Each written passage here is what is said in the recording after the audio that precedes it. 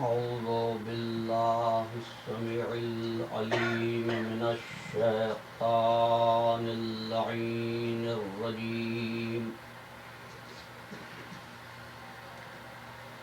بسم الله الرحمن الرحيم. الحمد لله العلي عن شبه المخلوقين الغالب لمقال الواصفين الظاهر بعجائب تدبيره للناظرين الباطن بجلال عزته عن فكر المتوهمين العالم بلا اكتساب ولا ازدياد ولا علم مستفاد المقدر لجميع الأمور بلا ربية ولا ضمير الذي لا تغشاه الظلم ولا يستضيء بالأنوار لا يرهقه ليل ولا يجري عليه النهار ليس إدراكه بالأبصار ولا علمه بالأخبار والصلاة والسلام على نبيه الأمي أرسله بالضياء وقدمه في الاصطفاء فرتق به المفاتح وصاور به المغالب ذلل به الصعوبة وسهل به الهجون حتى سره الضلال عن يمين وشمال نور الأول مخلوق الأفضل أبي القاسم وأهل بيت الطيبين الطاهرين المعصومين المظلومين الذين أذهب الله عنهم الرجس وطهرهم تطهيرا.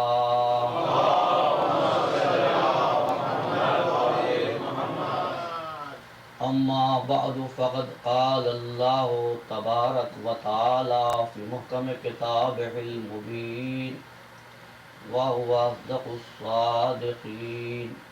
بسم الله الرحمن الرحيم. إنا في خلق السماوات والأرض واختلاف الليل والنهار والفلك التي تجري في البحر بما ينفع الناس وما أنزل الله من السماء ماء فأحيا به الأرض بعد موتها وبث فيها من كل دابة وتصريف الرياح والسحاب المسخر بين السماء والأرض لآيات لقوم يعقلون. اللهم صل على محمد وعلى محمد.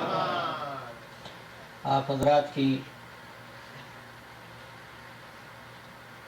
توجہات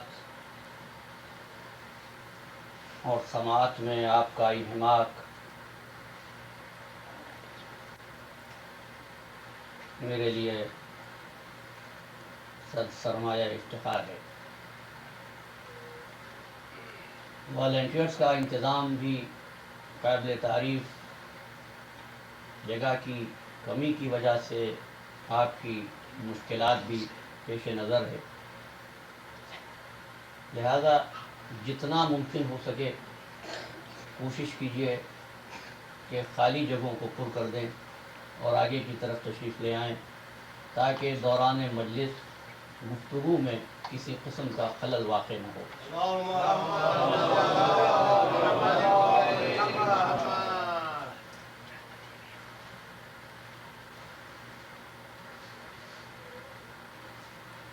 عزیزان گرامی مرتبت،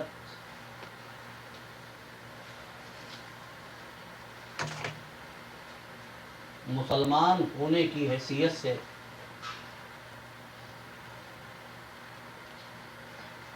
اگر ہمارا تمام وقت صرف تسبیح و تقدیس الہی میں گزر جائے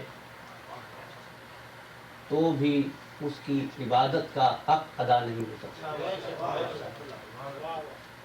یہاں تک کہ کہنے والے نے کہا جان دی ہوئی اسی کی تھی، حق تو یہ ہے کہ حق ادا نہ ہوا۔ لیکن بات صرف یہ ہے کہ اس کی تسبیح و تقدیس بجا لاتے ہوئے اس کی تخلیقات پر غور و فکر کے فریضے میں غفلت نہ برتی جائے، اور اس کی تخلیقات پر غور کرنے کے لیے جس جوہر کو استعمال کرنے کی دعوت دی گئی وہ جوہر ہے جس کی بنیاد پر انسان اشرف المخلوقات قرار پایا، جوہر عقل۔ اس لیے عقل کو کام میں لاتے ہوئے ہر ہونے والے عمل کا سبب معلوم کیا جائے اور ہر ہونے والے عمل کے نتیجے سے آگہی حاصل کی جائے، اس لیے کہ کوئی واقعہ بغیر سبب ظہور میں نہیں آتا اور کوئی عمل بلا نتیجہ ختم نہیں ہوتا، لیکن جو سبب معلوم کیا جائے وہ سبب حقیقی ہو، معروضی نہ ہو۔ یعنی آثار کو دیکھ کر مؤثر کو پہچان لینا، معلول کو دیکھ کر علت کو جان لینا۔ آپ کو کوئی تخمین و ظن تو دے سکتا ہے، علم حقیقی نہیں دے سکتا، جب تک کہ آپ کسی ایسی دلیل پر نہ پہنچ جائیں کہ آپ یہ کہہ سکیں کہ بس یہ دلیل قطعی ہے، وہ دلیل کا درجہ نہیں رکھتی۔ باقی جو بات کل کی تقریر میں عرض کی تھی اس کا مطلب یہ نہیں تھا کہ میں یہ کہوں نماز و روزے کی ضرورت نہیں ہے، نہیں، بات اتنی ہے، دو چیزیں ہیں، ایک ہے بندہ بننا اور ایک ہے بندہ ہونا۔ نماز پڑھنا بندہ ہونے کا ثبوت ہے، تخلیق کائنات پر غور کرنا بندہ بننے کا ثبوت ہے۔ اس لیے اقبال کہتے ہیں یہ مصرع کس شوق نے لکھ دیا محراب مسجد پر، یہ ناداں گر گئے سجدے میں جب وقت قیام آیا۔ اب جہاں میں نے ڈاکٹر اقبال پر گفتگو کرتے ہوئے یہ کہا کہ اقبال کا یہ شعر عقل محو تماشائے لب بام رہی، یہاں پر ڈاکٹر اقبال کو عقل کے پہچاننے میں غلطی ہوئی۔ نعرہ صلوات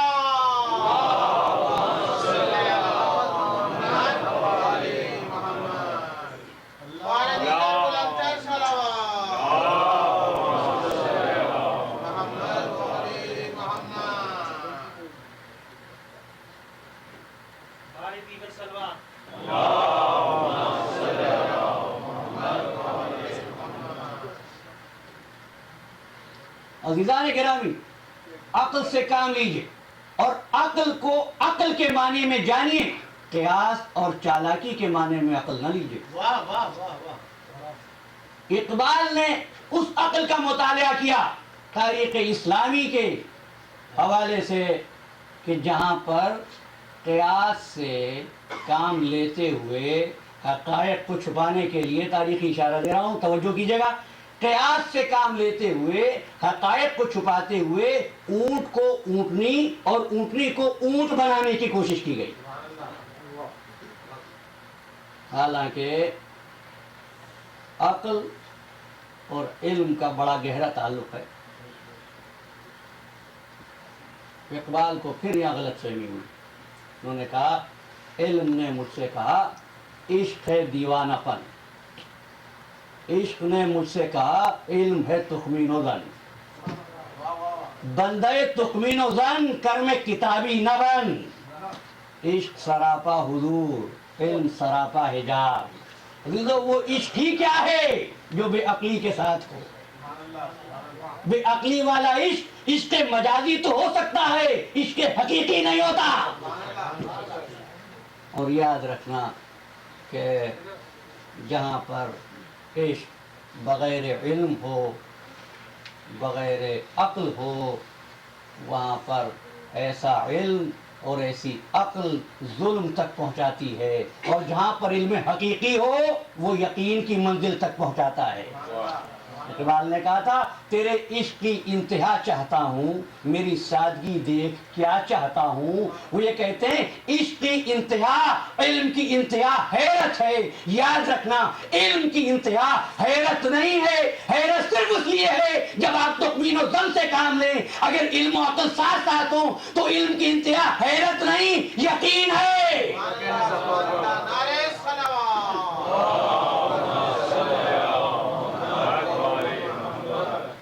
اسی لیے الہی قیادت ان ہستیوں کو دی گئی جہاں علم تھا ظلم نہیں۔ کبھی آپ نے غور کیا اللہ نے ظالموں پر لعنت بھیجی ہے نا قرآن؟ اگر حکومت اسلامی میں ظلم ہو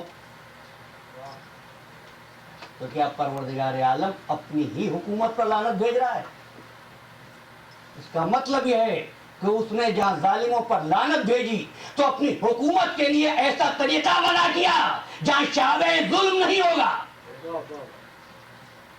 جہاں ظلم کا گزر نہیں ہوگا۔ اور قیادت وہ دی جس نے علم و عقل کی کمال بنا کر یہ کہا لو کشف الغطاء لمزددت یقینا، اگر تمام پردے چاک کر دیے جائیں تو بھی میرے یقین میں علاوہ نہیں ہوگا۔ اب اہل دنیا نے جو کچھ حاصل کیا، جو کچھ سیکھا عزیزان گرامی، وہ محض قیاس تھا۔ زمین پہ گرمی دیکھ کر یہ کہا کہ آفتاب کا حصہ ہوگی تبھی تو گرمی ہے۔ اگر زمین پر موسم گرما دیکھ کر آپ نے زمین کو آفتاب کا حصہ کہہ دیا، برف باری دیکھ کر کیا کہیں گے؟ زمین پر پانی دیکھ کر کیا کہیں گے؟ اور پھر یہ کہا گیا کہ زمین پر 7 بڑے بڑے زلزلے آئے۔ اب جس حد تک میرا وقت مجھ کو اجازت دے اور میری آواز میرا ساتھ دے، میں آپ کی خدمت میں پیش کروں۔ ایک زلزلے کا ذکر کیا، اگر وضاحت آج نہ ہو سکے تو انشاءاللہ آنے والی گفتگو میں۔ تو انہوں نے کہا کہ 1835 عیسوی میں جنوبی امریکہ میں آنے والے زلزلے کی وجہ سے سمندر کا پانی 260 فٹ اوپر بلند ہو گیا تھا۔ کیا توجہ ہے؟ لکھتے ہیں افریقہ اور برازیل ایسے ہیں کہ اگر ان کو کھینچ کر ملا دیا جائے تو ٹوٹے ہوئے پیالے کے 2 ٹکڑے معلوم ہوں گے۔ لیکن کیا یہ کہنے کے بعد آپ یہ کہہ سکتے ہیں کہ جو کچھ آپ نے آج کہہ دیا ہے کل اس کو نہ بدلیں گے؟ انہوں نے کہا کہ زلزلے کے وقت میں، ڈاروین نے لکھا کہ زلزلے کے وقت میں زمین ایسے ہلتی ہے جیسے کشتی سمندر میں ہچکولے کھاتی ہے۔ کیا توجہ ہے؟ کہا زلزلہ اس لیے کبھی کبھی آتا ہے کہ ازداد متخالف الکیفیات کی وجہ سے زمین کے بعض حصے، دیکھیں کوشش کروں گا وضاحت کر سکوں اس لفظ کی، کہ کچھ حصے زمین کے سورج کے سامنے آ جاتے ہیں۔ زلزلہ اس لیے آتا ہے عزیزان محترم، زمین کے کچھ نہ کچھ حصے ہر وقت سورج کے سامنے ہوتے ہیں، ہر وقت زلزلہ کیوں نہیں آتا؟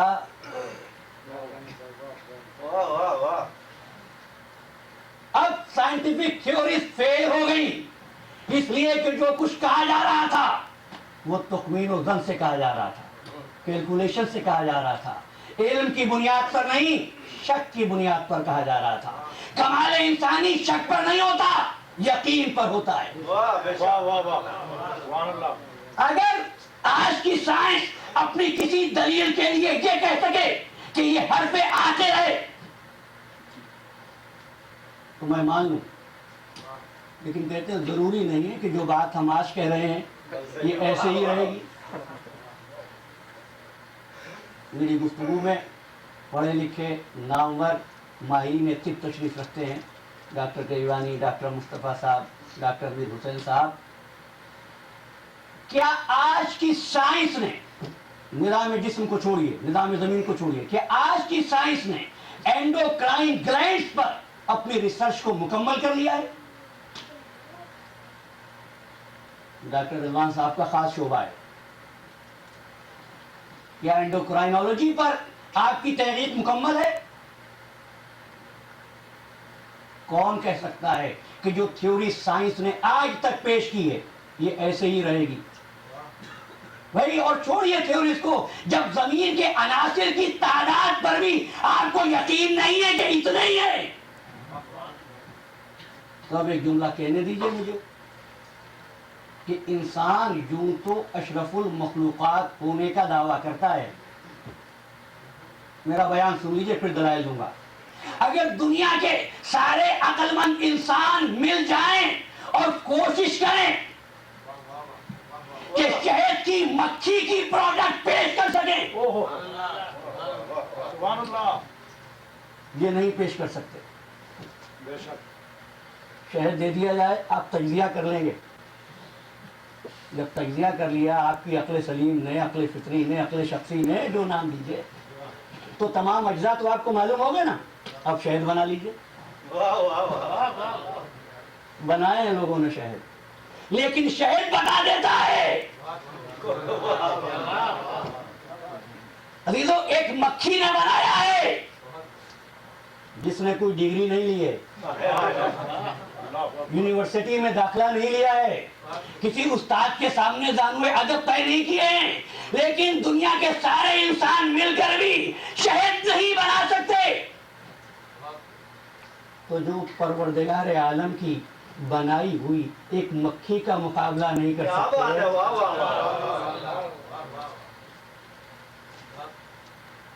اور عرض کرو انسانی علم کیا ہے اور شہد کی مکھی؟ اگر شہد کی مکھی کو ایک ڈبیا میں بند کر دیں اور ڈبیا کو دوسرے مقام پر جا کے چھوڑ دیں اور پھر ڈبیا کھول دیں، تو ماہرین نے کہا شہد کی مکھی سیدھی اپنے گھر جائے گی۔ ذرا کسی انسان کی آنکھوں پر پٹی باندھ کر گھر سے دور لے جائیے، شہد کی مکھی روڈ سائن دیکھ کر گھر نہیں معلوم کرتی ہے،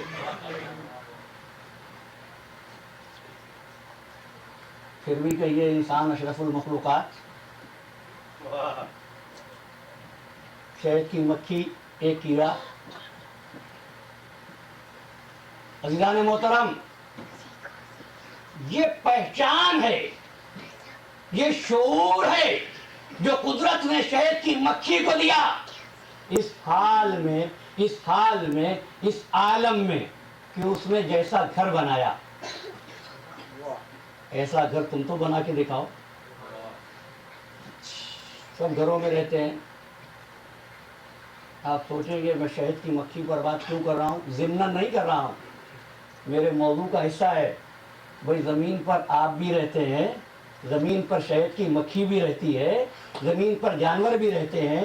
اگر آپ نے خود کو چلتا پھرتا دیکھ کر اور نبی کو چلتا پھرتا دیکھ کر ایک جیسا سمجھ لیا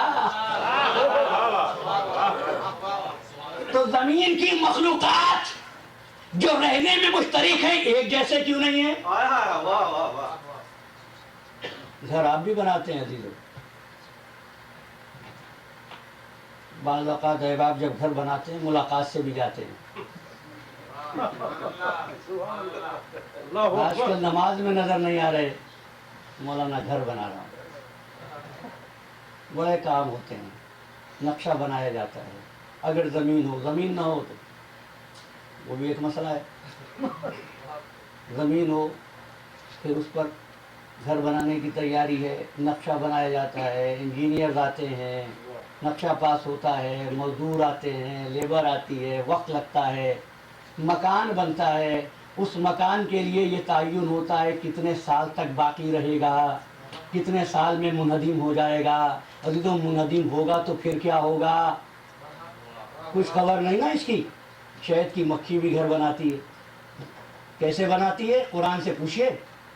یہ تاریخ و فلسفہ نہیں ہے، قرآن مجید ہے. ہم نے شہد کی مکھی پر وحی کی. سورہ نحل، شہد کی مکھی پر سورہ موجود ہے. وَأَوْحَيْنَا إِلَى النَّحْلِ، ہم نے شہد کی مکھی پر وحی کی. یاد رہے، جملہ یاد رہے، آنے والی گفتگو میں کام آئے گا. کسی اور وحی کا ذکر کروں تو یہ نہ سوچنا شرک ہے، وہی تو صرف نبی بناتی ہے.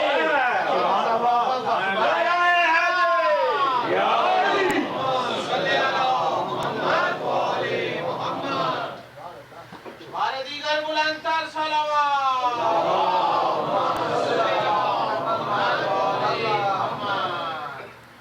وَأَوْحَيْنَا إِلَى النَّحْلِ، ہم نے شہد کی مکھی پر وحی کی. تو سمجھ لو کہ وہی مخصوص نہیں ہے نبی کے لیے. تو کیسی عجیب بات ہے، اگر شہد کی مکھی پر وحی آئے تو شرک نہیں ہے، اگر امام پر وحی آئے تو شک ہے. شہد کی مکھی پر وحی آئی. اور ذکر کروں، ہم نے مادر موسیٰ پر وحی کی. عزیزو، مادر موسیٰ نبی تو نہیں ہے نا، نبی کی ماں ہے. تو یاد رکھو نبی کی ماں کا درجہ بھی ایسا محترم ہوتا ہے تو اس پر وحی آتی ہے. اگر مادر موسیٰ کا درجہ یہ ہے کہ وہ وحی کے قابل ہے تو خاتم النبیین کی ماں کے درجے پر ہوگی.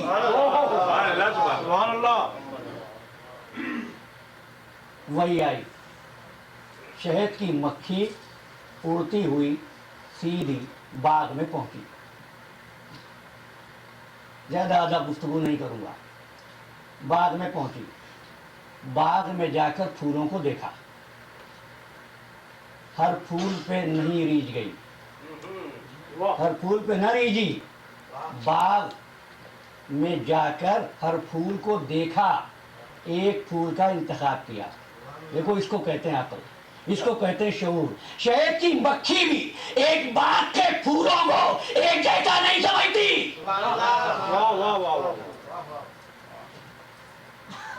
نہیں دیکھتی ہے میرے قابل کون ہے.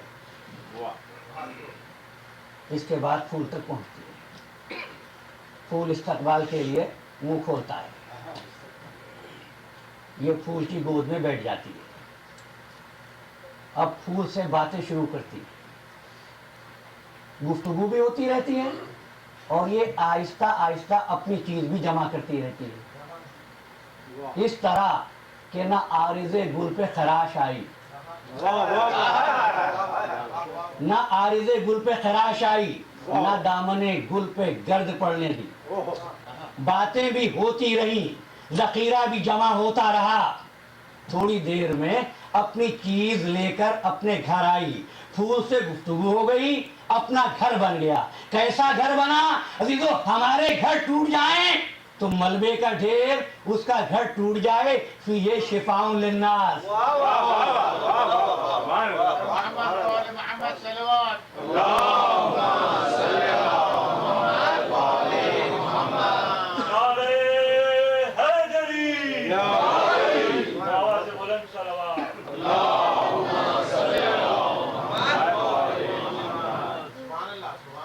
گھر ٹوٹ گیا تو یہ شفاء للناس، اس میں لوگوں کے لیے شفا ہے. ابھی تو ہمارے احباب پوچھتے رہتے ہیں اصلی شہد کی پہچان کیا ہے، اس نے بنا کے دے دیا تو یہ شفاء للناس. اچھا شہد کی مکھی بہرحال اشرف المخلوقات تو نہیں ہے نا، لیکن گھر بنایا ہے. ایسا گھر آپ بنا لیجیے. بھائی ایک گھر کا تذکرہ قرآن نے کیا ہے، وہ گوارا نہیں ہے لوگوں کو.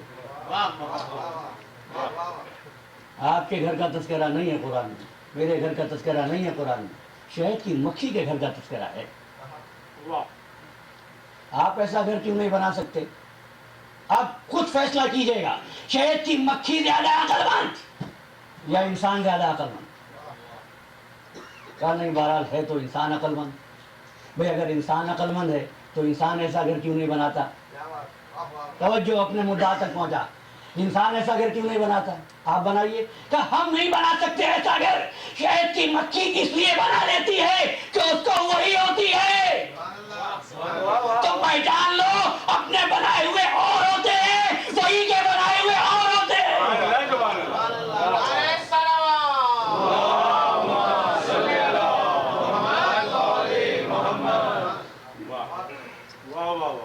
اپنے بنائے ہوئے اور ہوتے ہیں، وہی کے بنائے ہوئے اور ہوتے ہیں.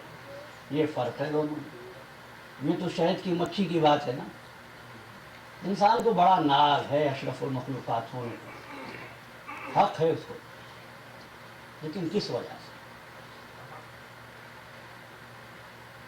آپ بھی زمین پر رہتے ہیں اور کھانا کھاتے ہیں. یہ جانور بھی زمین پر رہتے ہیں، کھانا کھاتے ہیں، کہتے ہیں ایک جیسے نہیں ہیں. یاد رکھیے گا، رہنے سے اور کھانا کھانے سے کوئی ایک جیسا نہیں ہوتا. اب کیا ہوا کہ نہیں، انسان اس لیے افضل ہے کہ وہ ناطق ہے، بولتا ہے، بات کرتا ہے. ناطق کا مطلب ہے بات کرتا ہے. اچھا، کیا صرف انسان بات کرتا ہے؟ جانور بھی تو بات کرتا ہے. کہتے ہیں بات تو کرتا ہے لیکن ہم نہیں سمجھ سکتے. اب بتاؤ، جانور کے نطق کا قصور ہے یا آپ کی فہم میں کمی ہے؟ جانور کی بات ہم نہیں سمجھ سکتے. وہ اگر آپ حضرات کے سامنے کوئی چینی زبان کا مقرر آ جائے، میں نے کوشش کی کہ اس زبان کا انتخاب کروں مثال دیتے ہوئے، یا امکان نہ ہو. اگر آ جائے اور چینی زبان میں بات کرنا شروع کرے، آپ سمجھ سکیں گے؟ نہیں سمجھ سکیں گے. تو کیا اس کو انسان نہیں مانیں گے؟ جانور کہہ دیں گے کہ نہیں سمجھتے ہیں. عزیزان محترم، فرق یہی ہے، سورج روزانہ طلوع ہوتا ہے، اس کی روشنی چھتوں پر بھی پڑتی ہے، مکانوں پر بھی پڑتی ہے، دیواروں پر بھی پڑتی ہے، پہاڑوں پر بھی پڑتی ہے، پھر بھی کچھ حصے رہ جاتے ہیں جہاں سورج کی روشنی نہیں پڑتی. کوئی یہ کہے سورج کا قصور ہے. اصلاح کرنا ہے. یہ جانور بولتے ہیں، جانور بات کرتے ہیں. عزیزان محترم، جانور بات کرتے ہیں اور ان کی بات کو سمجھا جا سکتا ہے. میں اپنے مدعا تک پہنچ گیا. جانوروں کی بات کو سمجھا جا سکتا ہے. تعجب ہے نا آپ کو اب تک میرے بیان پر؟ اب دلیل سنیے. اگر جانوروں کی بات سمجھنا ممکن نہ ہوتی تو پروردگار عالم حضرت سلیمان کو منطق الطیور و وحوش کیوں سکھاتا؟ سلیمان جانوروں کی بات سمجھتے تھے. اب تک تو شہد کی مکھی کی بات تھی نا، اب اس سے بھی چھوٹا کیا ہے، چیونٹی. سلیمان چیونٹیوں کی زبان سمجھتے تھے اور باتیں کرتے تھے، بات سنتے تھے، باتیں سمجھتے تھے. یوں تو تمام جانوروں کی سمجھتے تھے. اب اگر مغرب کا فلسفہ لے لوں، کولبرج کا یا سی ٹی ہڈسن کا، کہ انسان بھی جانور ہے، تو صاحب جو انسان نما جانور، جانور نما انسان، آپ انتخاب کیجئے گا. میرا قول نہیں ہے، اہل مغرب کا ارشاد ہے کہ جب ان کی بات سمجھتا ہے، جانوروں کی بات سمجھتا ہے، جانوروں کی سمجھتا ہے، ان کی سمجھتا ہے. تو سلیمان اپنے لشکر کے ساتھ جا رہے تھے. بہت آسان کر رہا ہوں، جتنا آسان کر سکتا ہوں اپنے موضوع کو اتنا آسان کرتا ہوں. جا رہے تھے، راستے میں چیونٹیوں کی ایک جماعت جا رہی تھی، تو چیونٹی کی سردار نے چیونٹیوں سے کہا جلدی جلدی چلو، راستہ چھوڑ دو، ایسا نہ ہو کہ سلیمان کا لشکر تم کو کچل ڈالے، سلیمان کا لشکر تم کو کچل ڈالے۔ یہ سورہ نمل ہے قرآن مجید میں، پورا واقعہ مل جائے گا۔ سلیمان علیہ السلام نے اس بات کو سن لیا۔ ابھی تو چونٹی کتنی بڑی ہوتی ہے، چھوٹی سی نا، نظر بھی نہ آئے۔ جب چونٹی چھوٹی ہوتی ہے اس کی آواز کتنی اونچی ہوگی۔ عزیزو یہ تمثیل ہے کہ اگر سلیمان چونٹی کی بات سن سکتے ہیں تو فخر سلیمان قیامت تک تمہارے دلوں کی بات سن سکتا ہے۔ نعرہ حیدری، نعرہ صلوات،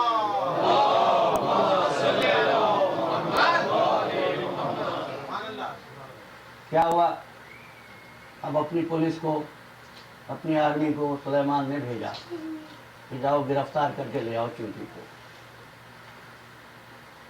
اب ہمارا موضوع تخلیقات کائنات اور وسائط الہی ہے، ورنہ حضرت سلیمان کی فوج کے بارے میں بھی کبھی عرض کروں گا، خود ایک مفصل ٹاپک ہے۔ کہ جاؤ چونٹی کو پکڑ کے لے آؤ۔ چونٹی کو گرفتار کر لیا گیا، چونٹی گرفتار ہو کر آئی۔ دیکھو یہاں بات بدلی، اب چونٹی کہاں گئی؟ ہاتھ پر سلیمان کے۔ ایک مرتبہ حضرت سلیمان نے چونٹی کو ہاتھ پر بٹھایا اور پوچھنے لگے تو نے کیا کہا تھا اپنے لشکر سے کہ میرا لشکر کچل ڈالے گا؟ کیوں کہا تھا؟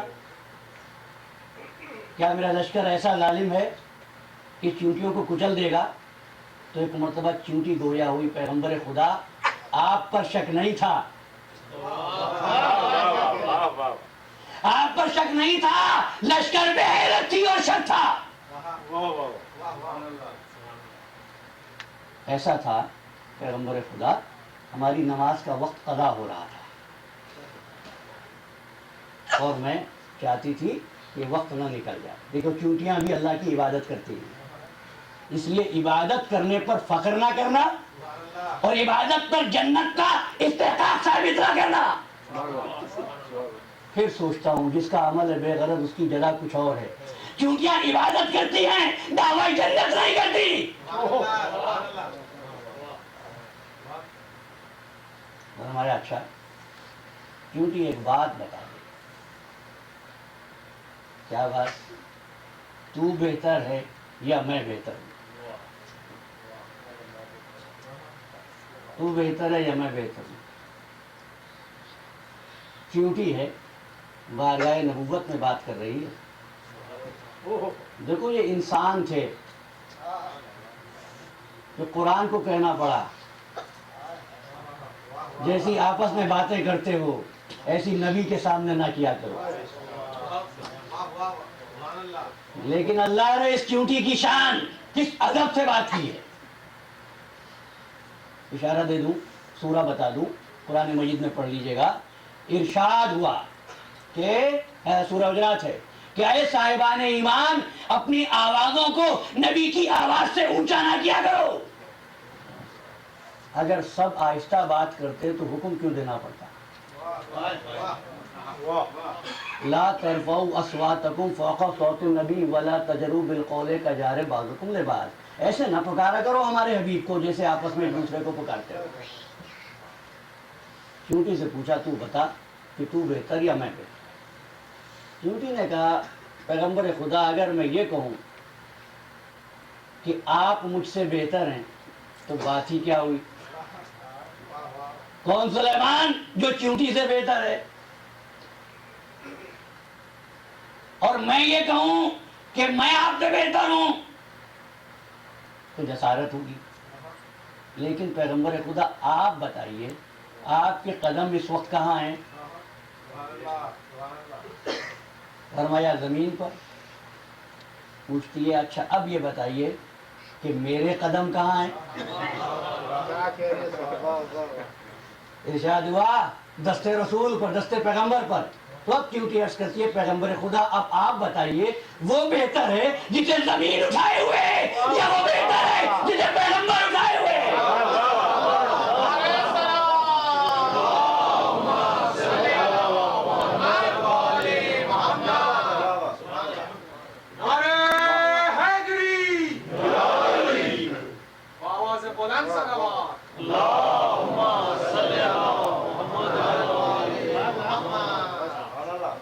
अज़ीज़ान गिरामी, इसलिए मवाजना उनके दरमियान न करो जिनके कदम एक सतह पर थे। देखो कदम कहाँ थे, और फिर याद करो उस मौके को जब अल्लाह का रसूल कहने लगा अली मैं तुम्हारे दोष पर बुलंद हो जाता हूँ और बुतों को तोड़ देता हूँ, लेकिन फरमाने लगे तुम बारे नबुव्वत न उठा सकोगे, इसलिए तुम मेरे दोष पर सवार हो जाओ। अली सवार हो गए। शाह अब्दुल अजीज मोहद्दिस ने बड़ा खूबसूरत शेर कहा कि फरमाने लगे या अली खुशा हाल तू के कारे हक में को नहीं खुशा हाल मान के बारे हक में को जब अली तू खुश नसीब है कि कारे हक अंजाम दे रहा है, मैं खुश नसीब हूँ कि बारे हक उठाए हुए हूँ।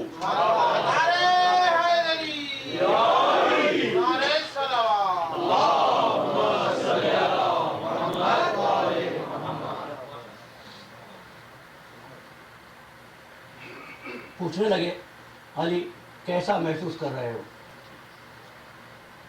फरमाया या रसूलल्लाह ऐसा महसूस कर रहा हूँ कि अगर चाहूँ तो अर्श इलाही को छू लूँ। बुलंदी क्या है? अर्श इलाही को हाथ लगा लूँ। कदम कहाँ है? गोशे नबूवत पर जहाँ मोहरे नबूवत है ना। अर्श किसका है? परवरदिगार आलम का। कदम कहाँ है? दोषे रिसालत पर। तो पहचान लीजिए कि हम इमाम उसको मानते हैं जो एक वक्त में अल्लाह से भी मिल रहा हो और रसूल से भी मिल रहा हो।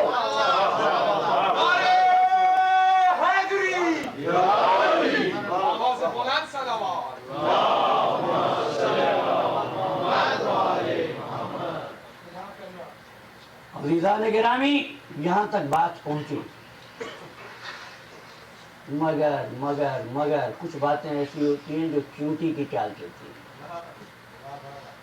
ये भी हदीस पैगंबर है, अश्शिर्कु फीकुम अख्फा मिन रबीबिन नम्ल, शिर्क तुम लोगों में चींटी की चाल से भी ज्यादा आहिस्ता चाल चल रहा है। अब वज़ाहतें आएंगी इंशाअल्लाह, लेकिन देखिए ना अल्लामा फखरुद्दीन राजी ने कहा कि कुरान मजीद में जहां लफ्ज़ कुम आए वहां पर ज़माने रसूल के लोग, हदीस में क्या है? अश्शिर्कु फीकुम। इसका मतलब यह है कि अगर शिर्क उस दौर में चींटी की चाल था, आज घोड़े की रफ्तार से दौड़ रहा होगा। देखिए गौर कीजिए, दावत फिक्र दे रहा हूं। अब कहने वाले ने कहा कि देखो खाने काबा में बुत शिकनी के वक्त पे अली रसूल का वजन नहीं उठा सकते और तुम कहते हो अली सबसे अफजल है। एक मौका ऐसा आया था, रसूल को जरूरत पड़ी, सवारी नहीं थी, तो किसी बुजुर्ग ने कहा या रसूलल्लाह मेरे दोष पर सवार हो जाइए, और वो सवार हो गए और मील भर से ज्यादा फासला पैगंबर ने किसी बुजुर्ग के दोष पर तय किया। अब बताओ बुजुर्ग अफजल या अली अफजल? अली तो थोड़ी देर के लिए भी बाहर रिसालत न उठा सके, उनको देखिए मीलों उठा के चले। सवारियों की बात है। हमारा मसला सिर्फ इतना है, हम ये कहते हैं जिसको सवारी बनाया उसको सवारी रहने दो, जिसको सवार बनाया उसको सवार रहने दो। जिसको सवारी बनाया उसको सवारी रखो, जिसको सवार बनाया उसको सवार रखो। अरे सलाम।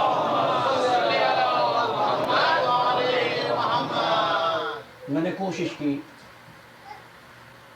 اپنی گفتگو میں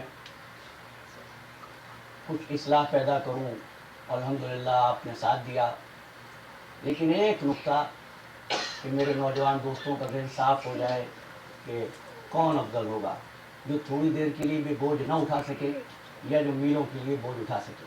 دیکھیے سب سواری رکھتے ہیں اور سفر کرتے ہیں، یہ تیز رفتار یعنی ترقی کا زمانہ ہے، آپ کاروں پر سفر کرتے ہیں، ہوائی جہاز پر سفر کرتے ہیں۔ پچھلے زمانے میں لوگ جانوروں پر سفر کرتے تھے، گھوڑوں پر، گدھوں پر، اونٹوں پر۔ اگر کوئی رسول کو لے کر ایک میل چلے اور افضلیت ثابت کرے تو پوچھتا ہوں وہ گدھا کتنا افضل ہوگا؟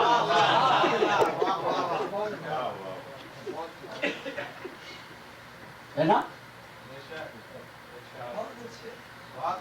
ایک روز نہیں، روزانہ لے کر جاتا ہے رسول کو، اور ایک رسول کو نہیں، 1,24,000 رسول جانوروں پر سفر کرتے تھے۔ کیا افضلیت ہے؟ عزیزان گرامی مرتبت، موازنہ وہاں ہوتا ہے جہاں صفات میں اشتراک ہو، جہاں صفات ایک دوسرے کی ضدیں ہو، وہاں موازنہ نہیں ہوتا۔ بات واضح کرو، سورج کے سامنے ہاتھ لے جا کر رکھیے، کچھ ہوگا؟ پیر کر دیجئے، کچھ ہوگا؟ سینہ کر دیجئے سورج کی روشنی کے سامنے، کچھ ہوگا؟ ذرا آنکھیں تو کھلی رکھیے۔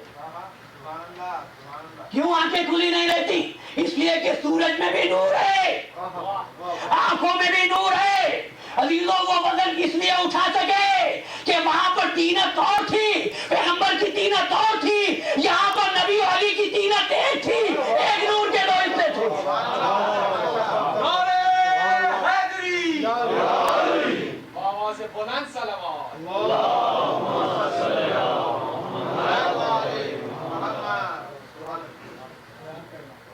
بات واضح ہوئی؟ اب ہم اس سطح زمین پر دوسری مخلوقات کا ذکر کریں گے۔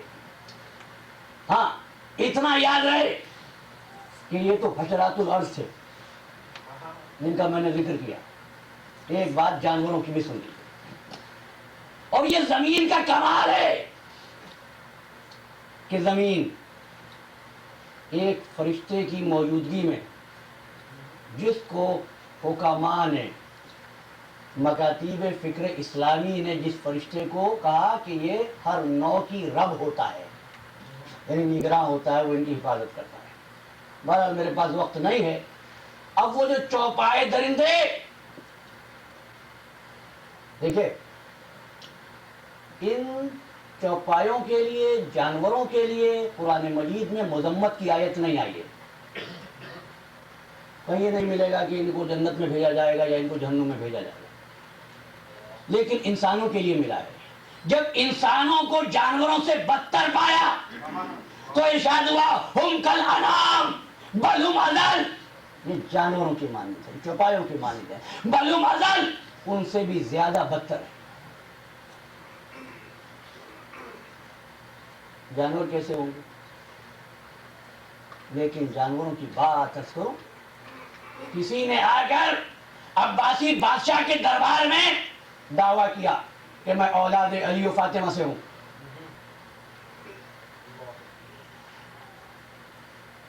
بادشاہ حیران ہے، دعوے کو مان لے یا دعوے کو رد کر۔ کون بتائے؟ خریدو تخمین و ظن والا علم کام نہیں آیا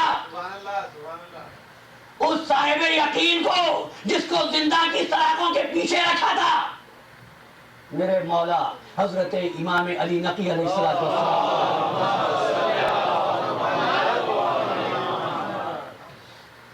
فرزند رسول یہ عورت یہ دعویٰ کرتی ہے، کیا کریں؟ فرمایا کہ تو نے اپنے محل میں کچھ جانور پال رکھے، ایک کٹہرا بنایا تھا، اس کو بقتۃ الصبا کہتے تھے۔ متوکل عباسی جب کسی سے ناراض ہوتا تھا اس کو ان درندوں کے سامنے ڈال دیتا تھا۔ فرمایا کہ اللہ نے درندوں پر سادات کے خون کو حرام کر دیا ہے، اولاد علی و فاطمہ کے خون کو حرام کر دیا ہے، ان کو اس عورت کو ڈال دے۔ اگر اس کا دعویٰ سچا ہوگا تو وہ درندے اس کو نقصان نہیں پہنچائیں گے، نہیں کھائیں گے۔ سوچتا یہ ہوں کہ مولا اپنے علم سے بتا دیتے کہ اس کا دعویٰ صحیح ہے یا غلط ہے، لیکن مولا یہ نہیں فرماتے ہیں، فرماتے ہیں اس کو درندوں کے سامنے ڈال دو۔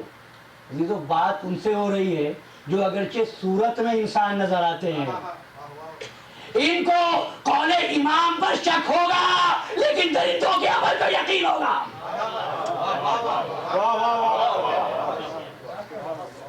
اللہ اکبر۔ ڈال دو۔ مشیران با تدبیر ہر دربار کی زینت ہوتے ہیں۔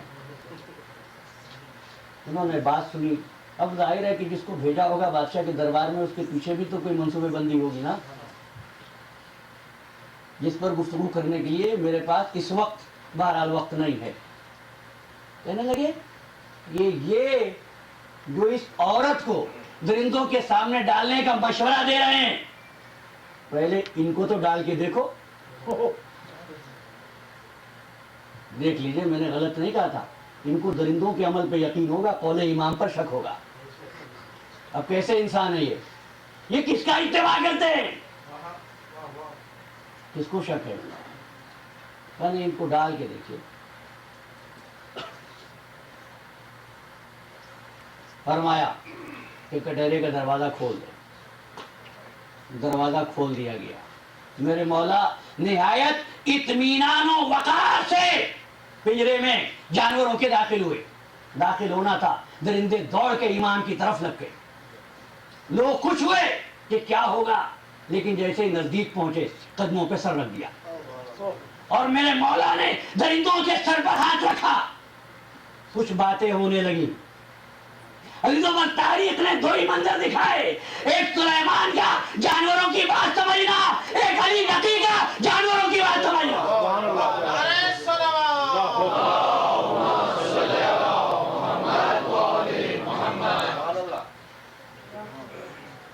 اب تماش بینوں نے دیکھا یہ کیا ہو رہا ہے۔ جب کسی شہر میں ایسا واقعہ تو آپ کو معلوم ہے نا، سبھی کی نظریں لگ جاتی ہیں، تو سارا شہر ہی دیکھ رہا ہوگا، دیکھیں کیا ہوتا ہے۔ اب جب یہ منظر دیکھا، متوکل نے کہا کہ اگر تھوڑی دیر یہ عمل جاری رہا تو میری حکومت برباد ہو جائے گی، جلدی سے ان کو باہر نکالو۔ امام علیہ السلام کو گرے سے کٹہرے سے باہر نکال دیا گیا۔ مولا تشریف لاتے ہیں مسکراتے ہوئے۔ اب متوکل کہنے لگا، مولا یہ جانور کیا کہہ رہے تھے؟ آپ ان سے کیا باتیں کر رہے تھے؟ فرمایا یہ کہہ رہے تھے، مولا یہ انسان ہے جو آپ کی قدر نہیں جانتا۔ ہم جانور ہیں، ہم کو فطرت نے سکھایا ہے،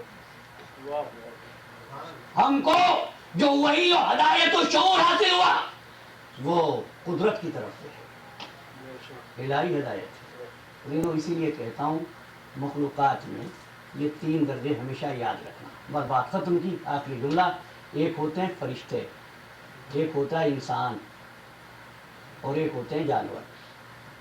ملک گناہ نہیں کرتا، کیوں؟ کوئی کمال نہیں ہے اس کا، وہ گناہ کر ہی نہیں سکتا، اس کو گناہ کرنے والی قوت دی ہی نہیں گئی ہے۔ اور جانور، اس کو خواہشات دی گئی، خواہشات میں تمیز نہیں دی گئی۔ اس کو پتا ہے سبزہ کھانے کے لیے ہے، مالک کا ہے یا غیر کا ہے، چر جائے۔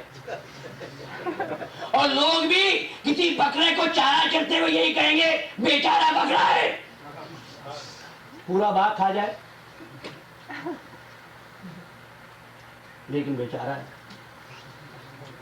اس سے غلطی نہیں ہوتی ہے، ٹھیک ہے، اس کی غلطی نہیں ہوتی ہے۔ اور اگر جانور غلطی کرے تو جانور کو سزا نہیں دی جاتی، جانور کو پکڑ کے اس کے مالک سے پوچھا جاتا ہے۔ ان دونوں کے بیچ میں انسان ہے، اس کو گناہ کرنے والی قوت بھی دی گئی اور گناہ سے روکنے والی قوت بھی دی گئی، قوت قدسیہ بھی دی گئی، قوت شیطانیہ بھی دی گئی۔ قوت شیطانیہ جس سے گناہ کرتا ہے، اور قوت قدسیہ جو اس کو سمجھاتی ہے یہ کام نہ کر۔ اگر یقین نہ آئے تو پہچان لینا، ہر غلطی کرتے ہوئے، گناہ کرتے ہوئے انسان کی کوشش یہ ہوتی ہے کہ کوئی دیکھنے نہ پائے۔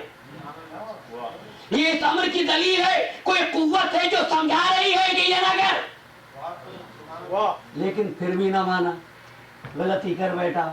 قرآن نے آواز دی، ہم کلا نام بلو مزل، یہ جانور ہی نہیں ہے، جانوروں سے بدتر ہے۔ جانور نے تو غلطی اس لیے کی کہ غلطی سے روکنے والی قوت نہیں تھی، اس کے بعد قوت تھی پھر بھی غلطی کر بیٹھا۔ دوسری طرف وہ انسان جس کے پاس گناہ والی قوت بھی ہے، گناہ سے روکنے والی قوت بھی ہے، لیکن وہ گناہ کرنے والی قوت کے باوجود گناہ نہیں کرتا۔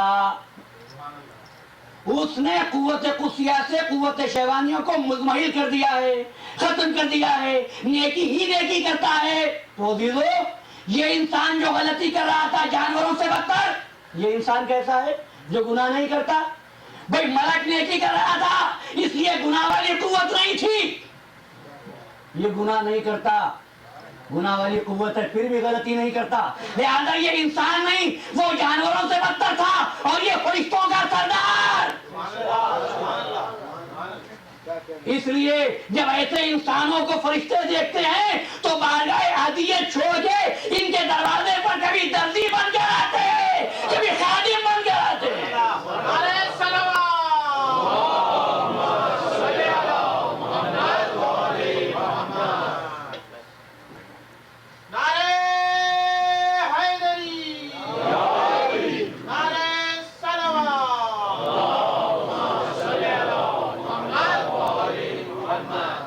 عزیزان محترم، اب معیار ہدایت کیا ہے؟ اب اگر معلوم کرنا ہو کہ مرکز ہدایت کہاں ہے تو یہ نہ دیکھنا، اصول دے رہا ہوں آج کی گفتگو کا آخری جملہ، یہ نہ دیکھنا کس دروازے پر انسان زیادہ گئے، دیکھنا کس دروازے پر ملک گیا، کس دروازے پہ جانور گیا۔ جہاں ہرنی بچہ لے کر آ گئی اور ملک کپڑے لے کر آ گیا، اور ملک کپڑے لے کر کب آیا؟ جب ان کا عالم طفولیت ہے۔ تو انسان نے، انسان کی خلقت کے وقت انسان پر سب سے پہلے کون مترد ہوا تھا؟ فرشتے۔ کیا کہا تھا؟ اتجلو فیہا من یفسد فیہا ویسفک الدماء، کیا تو ایسے کو بنائے گا جو فساد برپا کرے؟ ملک کو کس روز جواب ملا اس بات کا؟ کس روز جواب ملا اس بات کا عزیزو؟ بس دو ہی موقع تاریخ میں۔ دیکھیں، ملک کا اعتراض بتاتا ہے کہ جس چیز سے ملک خوف کھا رہا ہے وہ تلوار ہے، وہ تلوار ہے۔ تو جواب اس روز ملا جس روز یہ ملک تلوار لے کر عبادت چھوڑ کر میدان احد میں آیا۔ ملک تجھ کو تو خونریزی پسند نہیں تھی، آج تلوار لے کر آ رہا ہے، جواب ملے گا ہم نے وہ انسان دیکھا تھا جو قوت شیطانیہ والا ہوتا ہے، یہ وہ انسان ہے جو ہمارا سردار ہے۔ پھر ملک نے دوسرا منظر کون سا دیکھا؟ یہ میرے امام کا جملہ ہے، یہاں پہ مجلس ختم کر رہا ہوں۔ کون سا جملہ ہے دوسرا؟ جس وقت ملک نے ایک باپ کو دیکھا، ایک باپ کو دیکھا کہ وہ اپنے 6 مہینے کے بچے کو ابا کے دامن میں چھپائے ہوئے میدان سے گھر کی طرف چلا، تو کیا ہوا؟ ملک حیران ہو کے کہتا ہے پروردگار، کیا انسان ایسا صابر ہو سکتا ہے؟ اللہ آپ کے بچوں کو سلامت رکھے، آپ کے گھروں کو آباد رکھے۔ آج رباب کو پرسا دینا ہے، شہزادہ علی اصغر کا تذکرہ ہوگا۔ یہ 6 ماہ کا بچہ ہے۔ بچوں سے کہوں گا غور سے سنو میری باتیں۔ یہ بچہ 3 دن کا بھوکا پیاسا تھا کربلا کے میدان میں، اس کے لیے نہ دودھ تھا نہ پانی۔ عاشور کی رات میں ایک مرتبہ حسین نے کسی بیوی کے رونے کی آواز سنی، معلوم ہوا ام رباب رو رہی ہے، خیمے میں تشریف لائے، کیا دیکھا؟ ام رباب نے اپنے سر کو گہوارے پہ رکھا ہے اور رو رہی ہے۔ ام رباب کیا بات ہے، کیوں روتی ہو؟ کیا بچہ ختم ہو گیا؟ کہا نہیں سید و سردار، بچے پر نہیں، اپنی قسمت پر آنسو بہا رہی ہوں، اپنی قسمت پر آنسو بہا رہی ہوں۔ کہا کیوں، کیا بات ہے؟ کہا کل ام فروہ قاسم کو بھیجے گی، زینب اون محمد کو بھیجے گی، ام لیلہ علی اکبر کو بھیجے گی، میرا اصغر اتنا چھوٹا ہے مولا، کہا یہ گھٹنیوں چلنے کے قابل ہوتا۔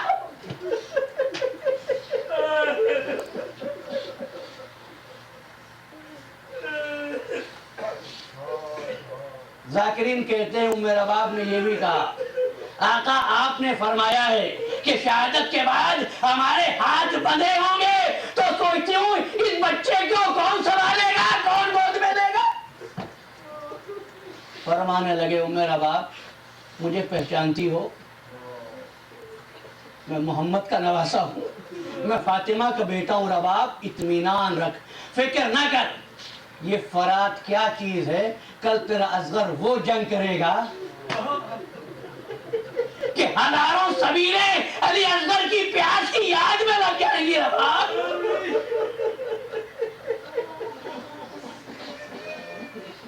ماں کو تسلی دے دی، ام رباب گویا کہ مطمئن ہو گئی، مخبر صادق نے تسلی دی ہے، امام نے تسلی دی۔ عاشور کا دن آیا، حسین میدان میں جاتے تھے، لاشیں اٹھا کے لاتے تھے، ام رباب سوچتی تھی اب کیا ہوگا، میرا اصغر کب قربانی پیش کرے گا؟ ایک مرتبہ آ کے آواز دی، رباب علی اصغر کو لے آؤ۔ ماں خوش ہو گئی، ماں خوش ہو گئی، اور نہایت شاداں فراں ایک مرتبہ علی اصغر کو گود میں اٹھایا، آقا یہ ہے میرا بیٹا۔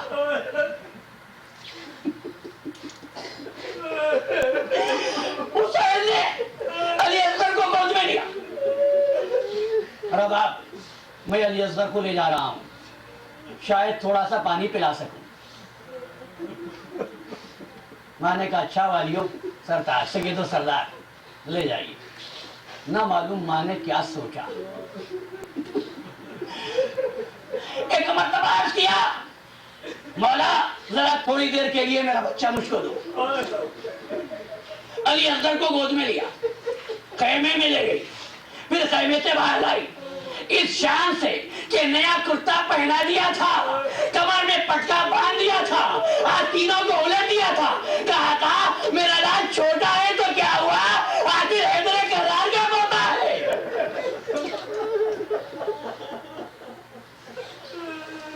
بنا کے شان مجاہد کی لے چلے حضرات، الٹ دیا علی اصغر کی ہاتھ تینوں کو۔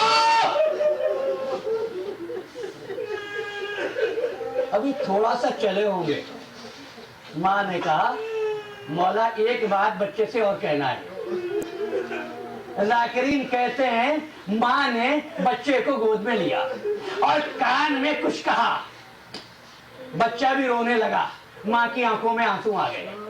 ذاکرین کہتے ہیں ام رباب نے کہا تھا اصغر بیٹا جب اپنی دادی کی خدمت میں جانا تو میرا سلام کہنا، اور اگر کہے کہ ماں نے منہ دھلا کے نہیں بھیجا تو کہنا ماں کو پانی نہیں ملا تھا۔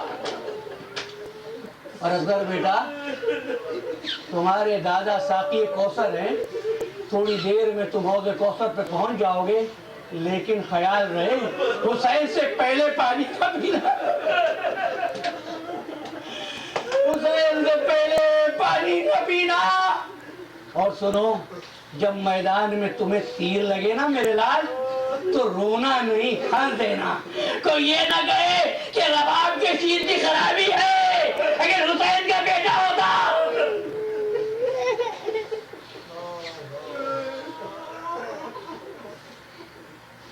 شدت کی گرمی تھی، دھوپ تھی، حسین نے اپنے پھول کو ابا کے سائے میں کر لیا۔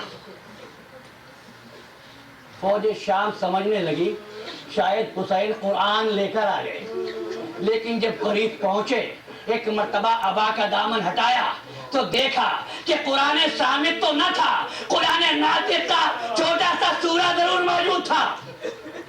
اب محمد کا نواسا اپنے نانا کا کلمہ پڑھنے والوں سے کہہ رہا تھا، مسلمانوں میرے بچوں کو پانی پلا دو۔ پانی نہ ملا۔ اصغر بیٹا تم بھی حجت خدا کے پسر ہو، تم نے علی کا جہاد سنا ہے نا، خیبر و خندق کا؟ اصغر کا مسکراہٹ والا جہاد سنو۔ ایک مرتبہ بچے نے اپنی خشک زبان ہونٹوں پر پھیری اور فوج شام کے سپاہی منہ پھیر کے رونے لگے۔ عمر سعد نے حکم دیا، ارملا اتنا کلام الحسین، حسین کے کلام کو قطع کر دے۔ ارملا نے تیر کو کمان پہ چڑھایا۔ کیا ہوا؟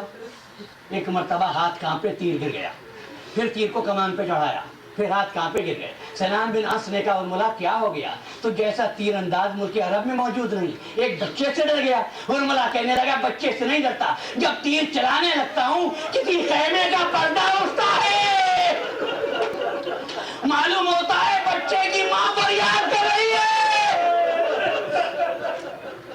عزادارو اب جو تیر چلایا نا اس نے، تو سنان نے آنکھوں پہ ہاتھ رکھ دیا۔